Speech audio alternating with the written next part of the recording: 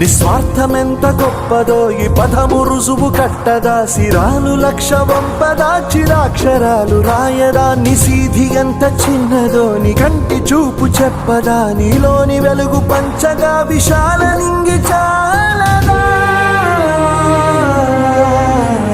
మనుష్యులందు నీ కథ మహర్షిలాగా సాగదా, మనుష్యులందు నీ కథ మహర్షిలాగా సాగదా.